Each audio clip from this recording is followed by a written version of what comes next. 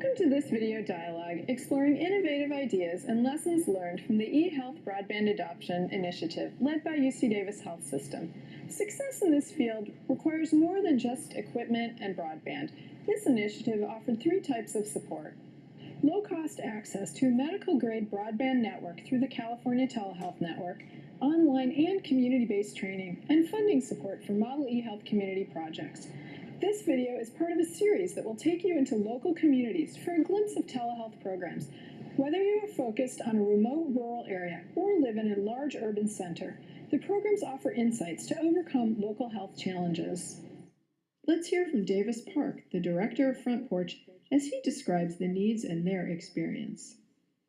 The Model eHealth Community for Aging is a multi-intervention program, and we are using broadband-enabled technologies in 4 major areas. One is around computer and health literacy and brain fitness, whereby we show people how to use computers, not for the sake of using computers, but to show them how to get onto the internet and how to access internet-based health information resources in their native languages. We invite community health workers, clinics, physicians, and health experts to talk about certain health topics that are relevant to the communities that we're serving.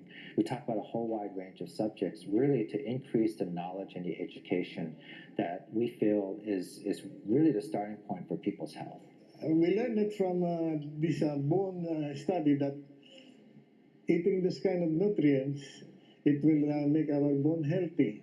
We were talking about an underserved, vulnerable population of seniors who are Korean monolingual or who are hearing impaired or deaf.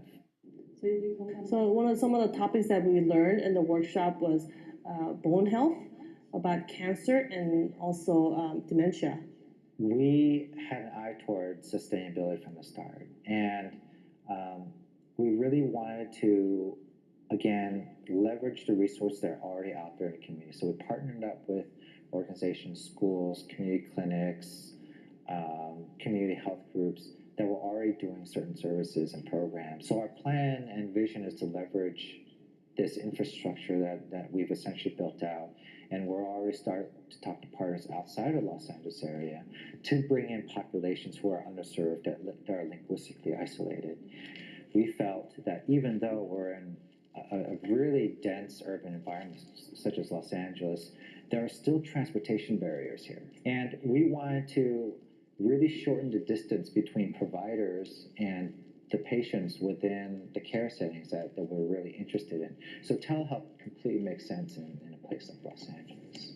Remote patient monitoring, which is a means by which people will be able to take their own blood pressure, their own weight, their own oxygen and glucose levels, and take all this information into a tablet device that's then uploaded to a server that's then monitored by folks in Buffalo, New York. The remote patient monitoring program recorded her blood pressure, which was then sent to nurses at a call station in Buffalo, New York, and they noticed that her blood pressure was really unusually high.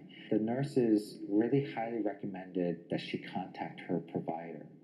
So the interpreter helped with calling up her doctor, and the doctor said, you should go to see someone in urgent care.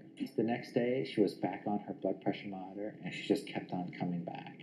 And so that is behavior change. That's when people realize, when they can see that this sort of technology can help save their lives, or when it can really help make an impact in their overall health, that's when we've won the game. The providers who've been working within our project clearly see that this is where things are headed.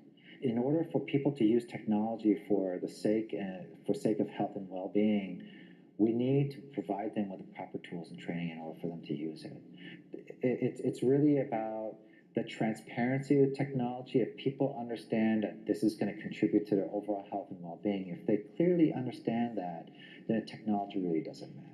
I learned how to modify my lifestyle, especially be careful about my diet, having exercise, and taking my medicine is very important. We hope that this video has encouraged and inspired you to expand eHealth technology in your local community. Telehealth is the future. It has the power to lower costs, increase access and quality of care, and engage consumers in their health. You can watch other videos in this series to learn about the projects and other model eHealth communities. There is an extensive library of online training to help you make the transition to technology-enabled health and healthcare.